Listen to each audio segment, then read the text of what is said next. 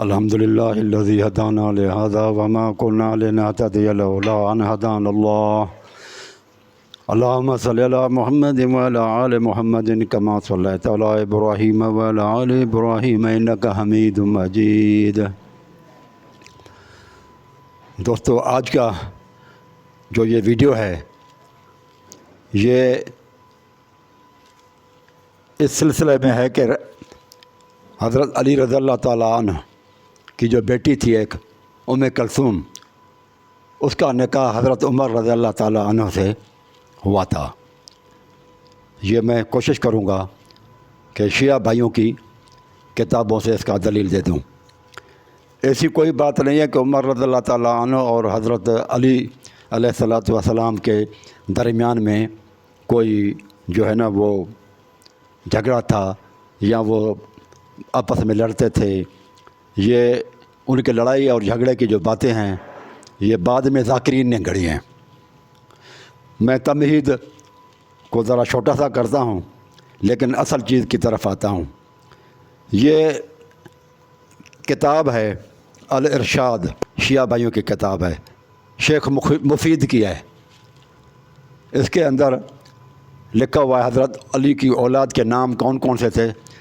صفحہ نمبر 355 پہ ہے کہ ذکر اولاد امیر المومنین علیہ السلام، فاولاد امیر المومنین صلاۃ اللہ علیہ 27 ولدن ذکرن و انثیٰ۔ وہ پھر نام بتاتا ہے حسین، الحسن والحسین و زینب الکبریٰ و زینب الصغریٰ، المقنات کلثوم، یہ کلثوم جو ہے نا وہ بیٹی ہے۔ فاطمۃ الزہرا جو ہے نا اس کی اماں ہے۔ تو آپ پھر نیچے آپ دیکھیں اس کے و عمر و رقیہ، یہ عمر نام ہے اور رقیہ بھی ہے، ور عباس و جعفر و عثمان، آپ دیکھیں ور محمد الاصغر المقنع ابا بکرن، یہ ابو بکر بھی اس کا بیٹا ہے اور عمر بھی نام آ رہا ہے آپ دیکھیں، اور عثمان بھی نام آ رہا ہے۔ یہ حضرت علی کے بیٹوں کے نام ہیں۔ آپ دیکھیں یہ جو ہے نا شیخ مفید الارشاد کے اندر جو ہے نا وہ جو ہے نا لائے ہیں یہ چیزیں۔ اس کے بعد پھر آپ دیکھیں تذکرۃ الاطہار، یہ بھی شیخ مفید کی ہے۔ اس میں بھی 236 پیج پہ اس میں بھی یہ بتاتے ہیں کہ حضرت علی کی اولاد کے کیا کیا نام تھے۔ یہ تو اردو میں بھی ہے اور یہ جو ہے نا یہ تذکرۃ الاطہار یہ اردو میں ہے۔ آپ اس میں بھی دیکھیں امیر المومنین کے 27 بیٹے بیٹیاں ہیں۔ ان میں آپ دیکھیں یہ بیٹوں کے نام عمر، عثمان، محمد اصغر کنیت ابو بکر، یہ بھی دیکھیں اس میں بھی یہ لکھا ہوا ہے نام۔ تو اس کا مطلب یہ ہے کہ نام تو بندہ ان کے رکھتا ہے نا جن سے محبت ہو، جس کو آدمی قدر کی نگاہ سے دیکھتا ہو، قدر اور منزلت ہو، انہیں کے پھر نام جو ہے نا وہ اچھے سمجھ کر رکھ لیتا ہے اپنے اولاد کے اوپر۔ اور بہت سارے دلائل ہیں لیکن فی الحال میں اصل ٹاپک کے اوپر آ رہا ہوں کہ حضرت عمر رضی اللہ تعالیٰ عنہ کو حضرت علی نے رشتہ دیا تھا کلثوم کا۔ یہ فروع کافی ہے، جلد نمبر 6 میرے بھائی، اور اس میں آپ دیکھیں صفحہ نمبر ہے 115-116۔ ان ابی عبداللہ صلی اللہ علیہ وسلم، حضرت امام جعفر صادق کہتا ہے قال سألتہ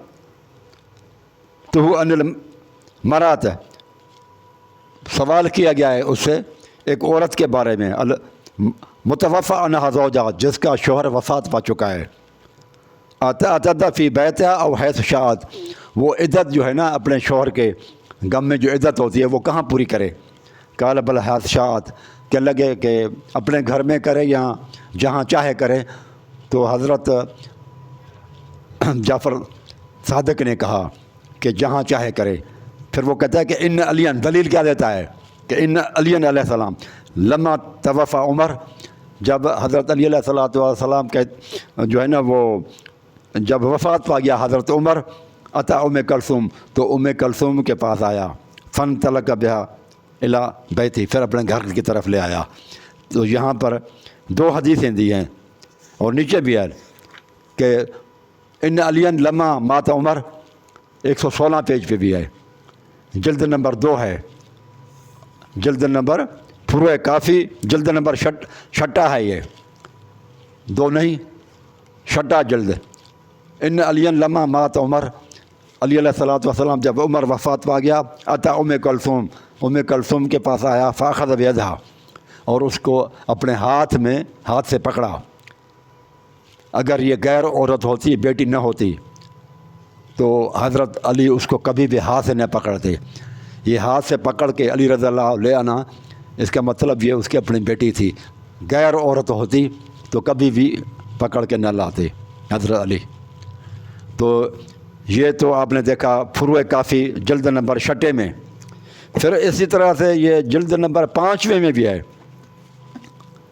کہ فروع کافی میں 346 پیج پہ ہے، ان ہشام بن سالم حماد و ان زرارہ ان ابی عبداللہ فی تزوج ام کلثوم کے نکاح کے بارے میں کہا گیا، اس کے فی تزویج ام کلثوم کے نکاح کے بارے میں، فقال ان ذالک فرج غضبنا، یعنی کہ یہ نیچے خود مانتا ہے کہ ام کلثوم هذه ہی بنت امیر المومنین علیہ السلام قد خطبہ الیہ عمر فی زمان خلافت ہی، تو یہ خلافت کے زمانے میں حضرت عمر نے ان سے مانگا تھا، تو وہ ان سے انہوں نے شادی کروا دی تھی۔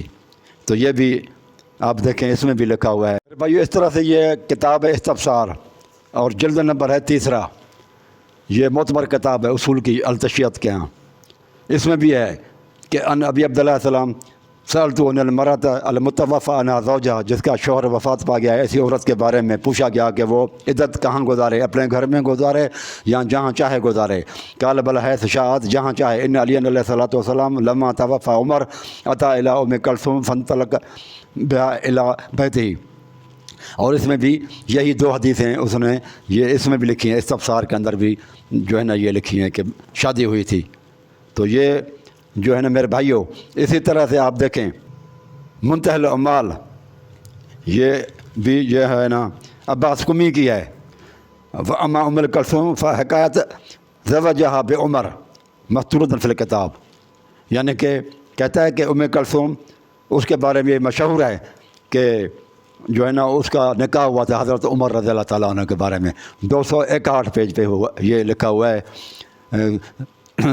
فی ذکر ابنا امیر المومنین و ازواجہ، اس بارے میں یہ عمر بن خطاب کے بارے میں بھی لکھا ہوا ہے۔ منتہی الامال شیخ عباس قمی کی ہے یہ، اس میں بھی آپ نے یہ دیکھ لیا۔